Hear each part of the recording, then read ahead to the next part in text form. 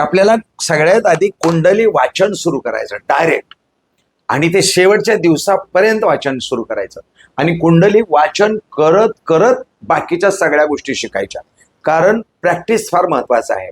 म्हणून पहिल्या दिवसापासूनच प्रॅक्टिस, म्हणजे वर्गात पहिल्या दिवशी शाळेत आला की प्रश्नपत्रिका कशी सोडवायची त्याचं नॉलेज मिळत गेलं पाहिजे पहिल्या दिवसापासूनच. तर तो शेवटच्या दिवशी कधीतरी प्रश्नाचे उत्तरं बरोबर देणार आहे. तर सगळ्यात आधी आपल्याला 12 राशी, 12 राशीचे नंबर आणि त्याचे स्वामी मालक हे तोंडपाठ, म्हणजे तोंडपाठ पाहिजेत, अगदी तोंडपाठ पाहिजेत. आणि कुंडली आणि कुंडलीचे 12 स्थान हे तुम्हाला अगदी तोंडपाठ पाहिजे. मेष, 2 वृषभ, बोला. मिथुन, कर्क, सिंह, कन्या, सिंह म्हणायचा, सिंह. हा. कन्या, मूळ, वृश्चिक, विद्यार्थी हुशार आहे आपला. कोण देते उत्तर? वृश्चिक. मकर, बघून सांगताय? नाही नाही मी पाठ- हा, बर बर बर, छान छान छान. मकर, कुंभ, मीन. मकर, कुंभ, कुंभ, मीन.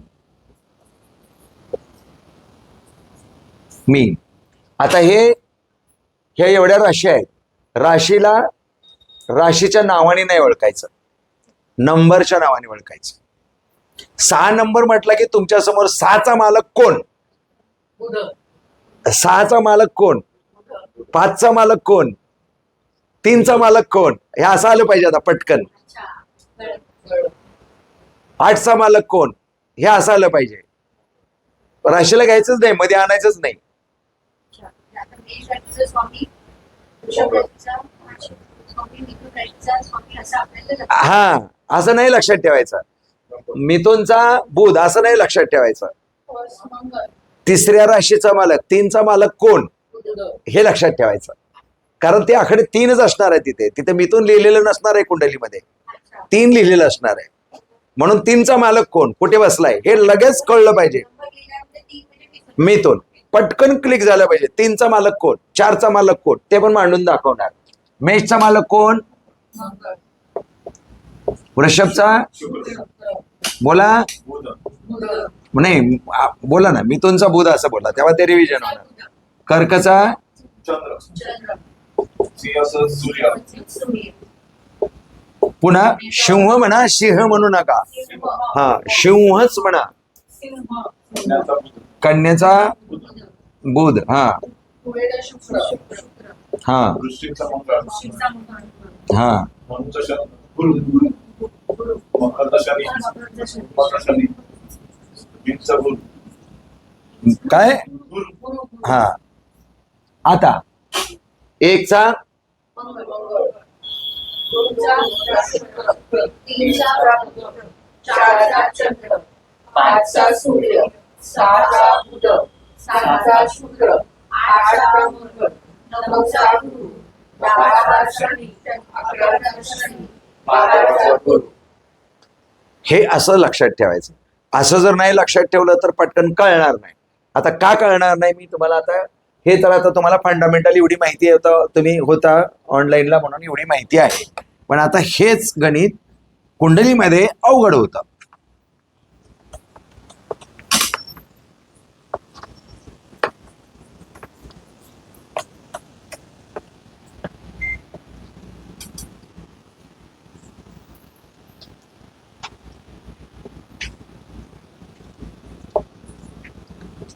मी काय सांगितलं, खोली नाही मारायची. क्रॉस नाही करत, क्रॉस नाही करत. कुंडलीला कोणालाच असं कट नाही करायचं. आता हे कुठलं स्थान आहे, प्रथम. इथे जर समजा मी 9 लिहिलं तर काय झालं, धनुची लग्न, हा, भाषा, ज्योतिषाची भाषा, धनु लग्न झालं. हा, लग्नेश पण आहे, धनु लग्न. स्वामी. लग्नेश त्याचा गुरु कुठे असेल तो झाला. पण हे काय झालं, लग्न स्थान आहे म्हणून लग्नेश गुरु म्हणजे आता समजा लग्नेश गुरु. आता इथे गुरु आहे हा. तर लग्नेश गुरु हा झाला. नवव्या स्थानात म्हणजे 9चा गुरु. मगाशी तुम्हाला काय सांगितलं, हे 9 म्हणजे काय, धनुराशी.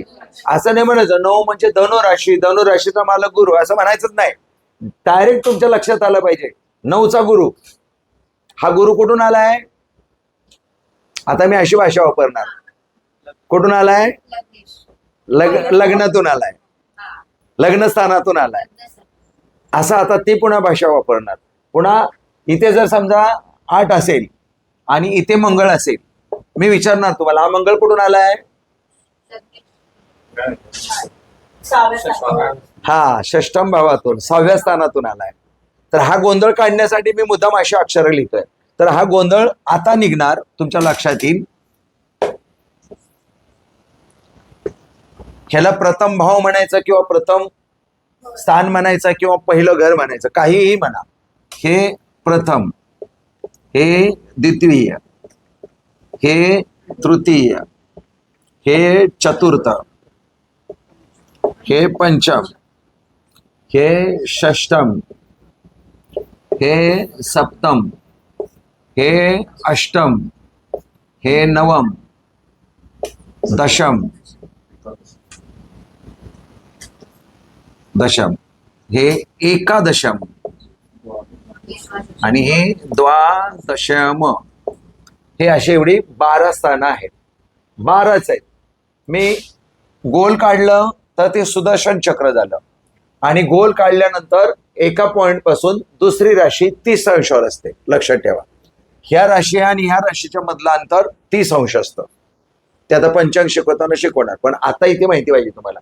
याच्या आणि याच्यामध्ये 30 अंश, याच्या आणि याच्यामध्ये 30 अंश, प्रत्येकाला 30 अंशावरती एक एक राशी असते.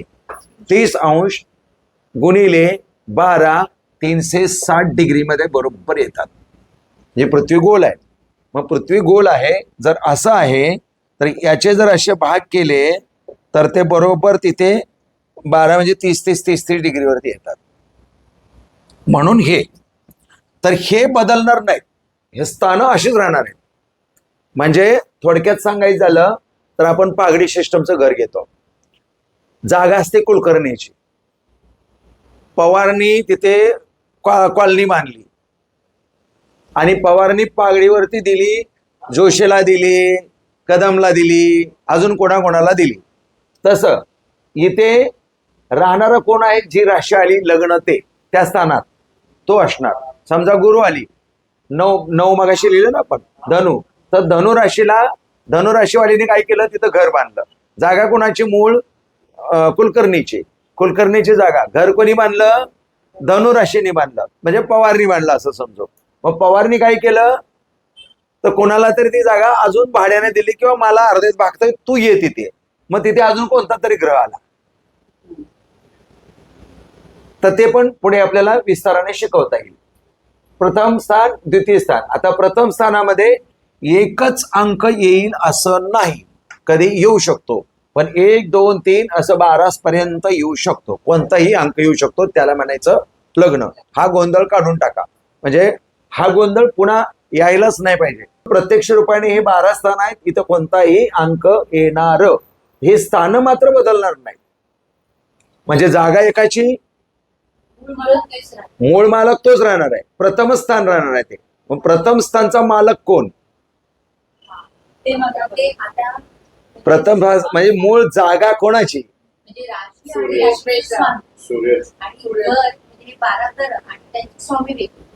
12 घर आहेत ना. मग 12 घर मूळ कोणाच्या जागा आहे, कोणाची जागा, 7 12 कोणाचा, सूर्य. तिकडे जी राशी आहे ना, त्या राशीचा ते तर त्या ठिकाणी कॉलनी बांधली ना त्यांनी. राशी आली म्हणजे ती कॉलनी बांधली त्यांनी. पण प्रथम घराचा स्वामी कोण? त्याच्यामुळे हा. ते मंगळ. तेच मी मगाशी महर्षी आचार्य भट्ट यांनी आचार्य संहिता ग्रंथ लिहिला. आचार्य संहिता ते गॅलिलिओजनी मांडली. तेव्हा त्यांच्या असं लक्षात आलं की यांनी परफेक्ट नावं दिलेत. रविवार, सोमवार, मंगळवार, बुधवार, गुरुवार आणि शनिवार त्यांनी जसेच्या तसे ठेवले आणि हे परफेक्ट आहे म्हणून गॅलिलिओज आणि कॉपर्निकसने ठेवले आणि ते वार तेव्हापासून कायम चालत आले. त्याच्या आधी वार नव्हते. आपल्याकडेच होते हिंदुस्थानात फक्त वार, तिकडे वार नव्हते. ते आपल्याकडे सोमवार वगैरे की आधीपासूनच वार आहेत, अगदी रामराज्यापासून वार आहेत. पण जेव्हा आचार्य भट्टने लिहिले तेव्हा गॅलिलिओज आणि कॉपर्निकस आले तर त्यांनी हे म्हटले बरोबर आहे. मग त्याला संडे, मंडे, ट्युसडे, वेन्सडे अशी नावं दिली. ते बोलले बरोबर आहे संडे, मंडे. तर पहिलं हे रविवार, सोमवार, मंगळवार, बुधवार, गुरुवार, शुक्रवार, शनिवार. आता इथे काय येईल? मृत्यूस्थान आहे. हा बघ तुम्हाला माहिती आहे काय येईल? मृत्यूस्थान आहे ते. शनी कसा येईल? आला ना शनी. हा, राहू येईल. पुन्हा रिस्टार्ट, पुन्हा सुरुवात. रवी, हा, पुन्हा रविवार झाला, सोमवार, पुन्हा मंगळवार, पुन्हा बुधवार. आता बघा किती परफेक्शन दिलंय. जे दिलंय ते किती परफेक्शन दिलंय. सर्व ग्रहमंडळाचा मालक आत्मा कोण आहे? तर सूर्य आहे. एक मोठा गोळा होता, तो फुटला. सूर्यापासून सर्व ग्रहांची निर्मिती झालेली आहे. म्हणून सूर्य तिथे. सूर्य म्हणजे आपण स्वतः, आपला आत्मा. सगळ्यांचा आत्मा म्हणजे आपलं स्थान आहे ते स्वतःच. चंद्र, सोमवार चंद्र काय करतो? मनाचा कारक आहे आणि सर्व कुटुंबाला सामावून घेतो म्हणून ते कुटुंब स्थान आहे. किती अभ्यासपूर्ण त्यांनी रचनेपूर्वक सगळ्या ग्रहांना त्या म्हणजे 7-12 कोणाचा ते शिकवतोय मी. अजून ग्रह वेगळेच गोष्टी आहेत. हे 12 भाऊ 7-12 कोणाचा ते शिकवतोय. हे सोमवार चंद्र कुटुंब. त्याच्यानंतर आला हे पराक्रम स्थान आहे. याला पराक्रम स्थान होतात. मंगळ हा क्षत्रिय आहे, पराक्रम घडवतो. इथे बुध आला. बुध आईचं स्थान आहे, घराचं स्थान आहे. घर सुख मिळवण्यासाठी बुधाचा उपयोग होतो. हे पंचम स्थान आहे, शिक्षणाचं स्थान. शिक्षण कोण मिळवून देतं? गुरु मिळवून देतो. हे शुक्र हा दैत्यांचा गुरु आहे. शुक्राचार्य काय करतो? तर शत्रू पण आहे देवतांचा आणि तो नको ते आजार पण आणि गुप्तरोग पण निर्माण करतो. म्हणून शुक्राचार्याला 6वं स्थान दिलेलं आहे. आता 7थं स्थान शनीचं का दिलं असेल सांगा?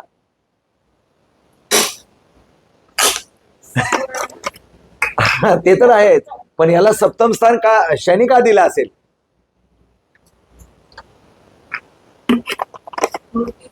वेळ लागतो.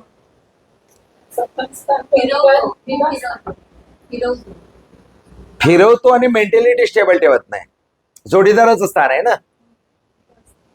मग दुनियातल्या कोणत्या पती पत्नीचं 100% जमलंय मला सांगा? ते शनीमुळे. तो न्यायच करतो. तुझं चुकलंय तू भोग, तुझं चुकलंय तू भोग.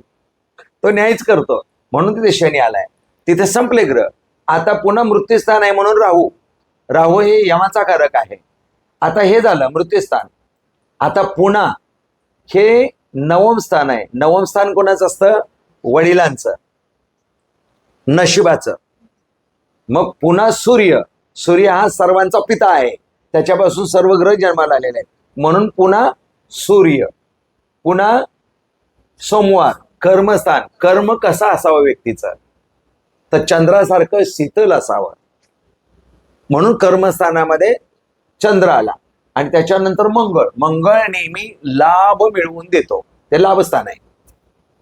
मंगळ जागा जमिनीचा कारक आहे, पृथ्वीचा कारक आहे म्हणून ते लाभस्थानात आले. आणि बुध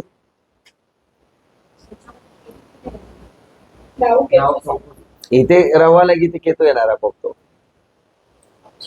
केतू ज्याच्या बरोबर जातो त्याचं फळ देतो. केतूला स्वतःचं डोकं नाही आहे.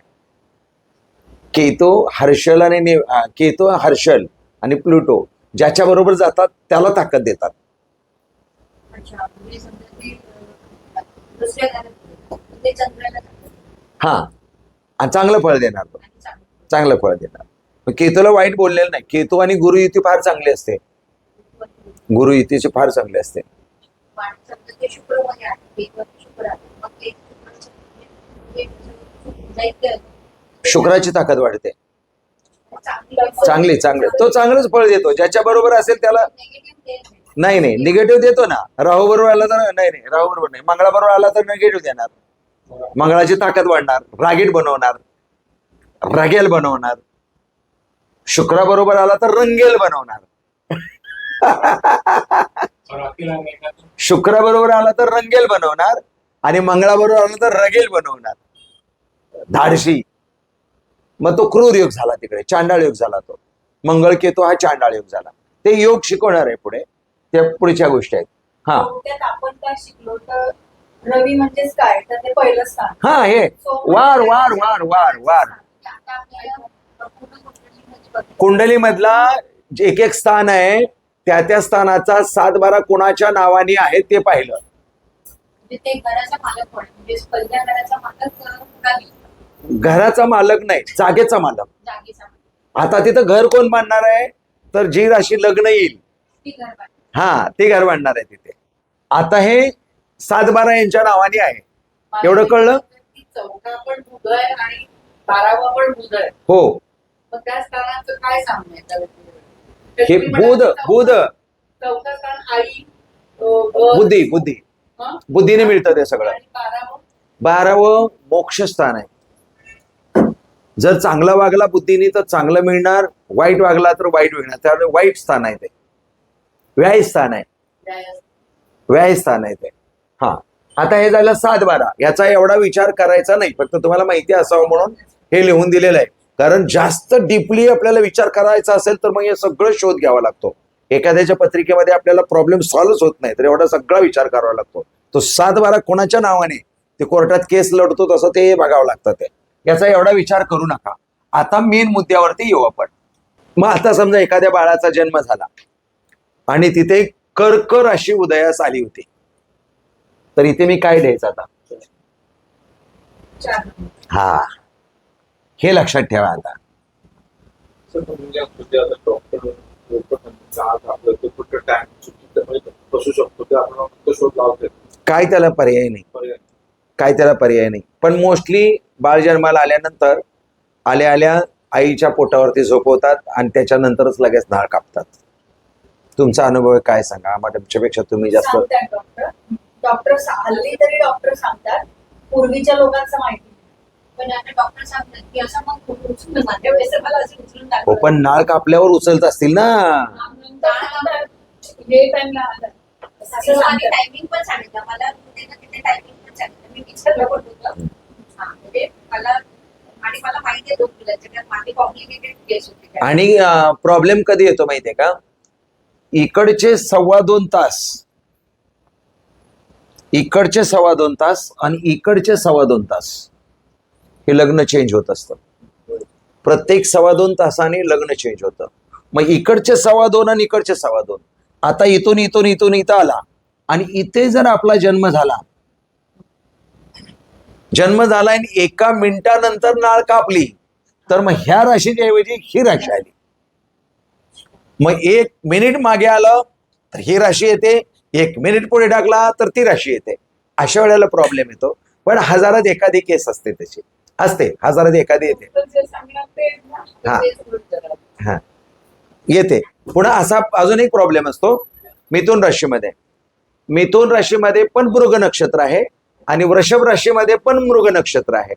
त्यामुळे मृग नक्षत्रावर ज्याचा जन्म होतो त्याच्या मेंदूमध्ये दोन्ही प्रकारचे गुण असतात. वृषभ राशीचा पण गुण असतो आणि मिथुन राशीचे पण गुण असतात. तर असं आहे. पुन्हा त्याच्या चरणावरती वगैरे सगळा हिशोब आहे. हा, आता आपण समजा आता इथे कर्क राशी उगवली म्हणून त्याच्याऐवजी 4 लिहिलं. आता 4 लिहिले की सोपं आहे पुढे लगेच. 5, 6, 7, 8, 9, 10, 11, 12 13 1 2 2 3 हा आलं लक्षात आहे. आता असं झालं. आता जर तुम्हाला मी सांगितलं हा चौथी राशी कर्क राशी इथं आली ना, मग कुंडली कशी भरायची आता? म्हणजे पुढचे ग्रह टाका. अँटी क्लॉकवाईज ते पुढे अंक टाकत जायचं. 5 6 म्हणजे हा. त्यात एक ग्रह म्हणून त्याचे हा नाव आहे. पूर्व दिशेला तुम्हाला आधी दिशा समजावून सांगतो कुंडलीची, हा, हा, हा. म्हणजे तुमच्या लक्षात येईल. ही कुंडली आहे. कुंडलीची ही पूर्व दिशा आहे वरची. ज्या वेळेला आपण आकाशातून खाली पृथ्वीवरती बघतो त्यावेळेला डोकं पूर्वेकडे आहे असं समजायचं आणि असे हात पसरवायचे. पाय पश्चिमेला, डोकं पूर्वेला. त्यावेळेला चित्र जे दिसेल ते तुम्हाला सांगतोय. हे पूर्व, हे उत्तर, हे पश्चिम आणि हे दक्षिण. हे जरा ग्राफ काढून घ्या, हे जरा लिहून घ्या. ह्याच्यामध्ये आहे, सिलेबस मध्ये आहे. नाही नाही, ह्या सिलेबस मध्ये सुद्धा आहे, आपल्या बुक मध्ये पण आहे, पण ते तुम्हाला आता ते कुठल्या तरी पेजवरती शोधावं लागेल.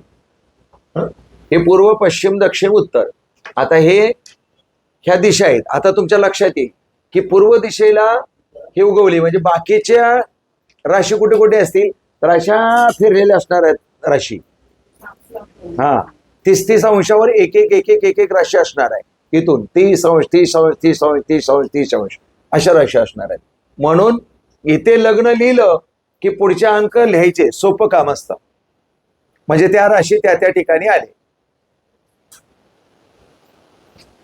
दुपारी 12 वाजता 12 ते 1:30 पर्यंत जन्म झाला तर इथे नेहमी 11च येणार. तर ठरलेला टाइम आहे ते. आणि सूर्य नेहमी इथंच येणार. हे ठरलेलं गणित असतं. तर त्या टायमिंग वरती ते ग्रह तिथे येत असतात. आता असं झालं. आता हे सगळे तुमचे 1 2 3 4 5 6 12 घरामध्ये वेगवेगळे अंक येणार. आता समजा इथे मकर लग्न आलं, मकर लग्न उगवलं असेल तर काय करायचं सांगा ताई तुम्ही. आता 10 लिहायचं. मग 10च्या पुढे 11 12 असं लिहित जायचं. असं आता हे कळलं तुम्हाला बरोबर. ह्या दिशा कळल्या का? हा. आता दिशा कळल्या तर बघा. आता देवता, दिशांचे देवता. हे पूर्व म्हणजे हे पूर्व आणि दक्षिणच्या मधले आग्नेय, अग्निदेव लिहा तिथे. अग्निदेव. शक्यतो ब्लँक वही घ्या 200 पेजेसची. सोपी पडते लिहिताना आणि एवढे मोठी द्यायची काही गरज पडत नाही. इकडे आग्नेय लिहा, इकडे ईशान्य, इथे देव, तिथे अग्निदेव, इथे देव, सर्व देव. इथे वायुदेव म्हणजे पवनपुत्र हनुमान, वायुदेव. आणि इथे नैऋत्य, पितर, आपले मेलेले सगळे लोक पितर. हे काढू का? हे पितर सगळे मेलेले लोक.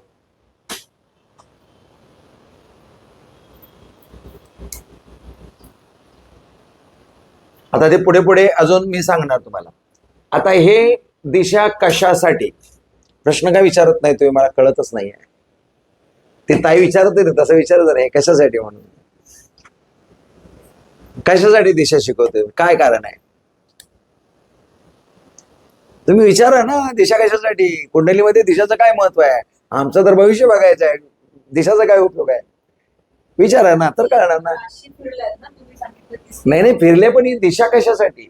हे आग्नेय, पूर्व, हर्षल हे कशासाठी? उत्तर दक्षिण कशासाठी? मी काय शिकवतोय म्हणजे शिकायचं कारण काय? तर ते विचारा ना, याचा उपयोग काय होणार आहे आपल्याला. तुम्ही प्रश्न जेवढे निर्माण करणार तेवढं तुम्हाला नॉलेज मिळणार. प्रश्न तुमचे संपले नाही पाहिजेत, मी कंटाळून गेलो पाहिजे, बस हात जोडले पाहिजेत, मी एवढे प्रश्न विचारा. हा.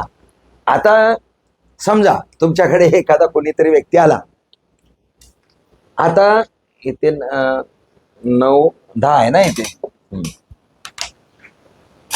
आणि तुम्हाला जर विचारलं, हा माझा मुलगा आहे किंवा मुलगी आहे, हिचं लग्न करायचं आहे, पण हिला कोणत्या दिशेची पत्नी किंवा पती मिळेल,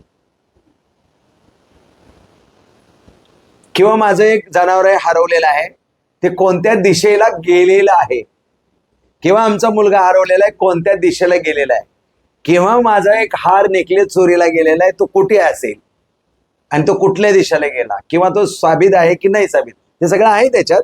पण ते हाय सगळं आहे त्याच्यात, शिकवतोय ते. तुम्ही प्रश्न विचारला तर लवकर कळेल ना पटापट. म्हणून आता जर शनी इथे आहे, हे विवाहस्थानाबद्दलच आपण आता आज बोलूया. विवाहस्थान आहे, माझ्या मुलाचा विवाह कोणत्या साईडला होईल, म्हणजे कोणत्या दिशेला. तर ज्या ठिकाणी चंद्र असतो त्या ठिकाणी आपलं स्थान समजायचं. ज्या ठिकाणी चंद्र असतो तिथे, चंद्र कुठेही असेल असू दे, आपलं स्थान झालं. पण विवाहस्थान इथे आहे. विवाहाच्या बाबतीत प्रश्न आहे, जर इथून आहे तर आता 10चा मालक कोण, थांबा सगळे, ताई सांगा.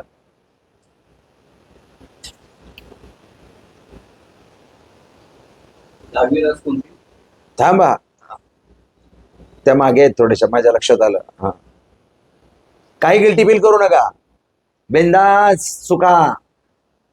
हा, ताण दिल्याशिवाय कळणार नाही. नाही, बघून सांगा. लिहिलं नाही का? हा, मग 10चा शनी. आता हे पाठ करा. 1चा मंगळ, 2चा शुक्र, 3चा हे असं पाठ करा. आता बघा ऑफलाईनला आणि याला किती फरक पडतो. असं हे फार महत्वाचं आहे. हे आता लक्षात घ्या. मग 10चा शनी इथं असेल. आता काय झालं, हे कोणाचं स्थान आहे? 10चा शनी, हे विवाहस्थान आहे. 10चा शनी इथे आहे. हे स्थान कोणाचं आहे? आईचं स्थान. आईचं स्थान कोणाचं, म्हणजे आईचं स्थान. नाही, सुखाचं नाही. आता मी नात्यासंबंधी बोलतोय. विवाह करायचा आहे ना, नात्यासंबंधी. तर विवाहस्थानचा मालक आईच्या स्थानामध्ये, म्हणजे आईकडच्या एखाद्या नातेवाईकापैकी आईकडच्या कोणाच्या तरी ओळखीने विवाह जमेल. आता कळलं? हा, तसंच असतं ते. अजून पुढे अजून सांगता येतं. आता कुठल्या दिशेला पत्नी शोधावी किंवा कुठल्या दिशेला विवाह जमेल, आता सांगा, दिशा सांगा. वरची पूर्व. हा हा, तर पूर्व आणि पश्चिमच्या डाव्या साईडला, म्हणजे उत्तरेकडे. आपल्याला जर आमचा हा व्हिडिओ आवडला असेल तर आमच्या चॅनलला सबस्क्राईब करा, म्हणजे अशाच प्रकारचे व्हिडिओज आपल्या समोर येत राहतील. श्री स्वामी समर्थ.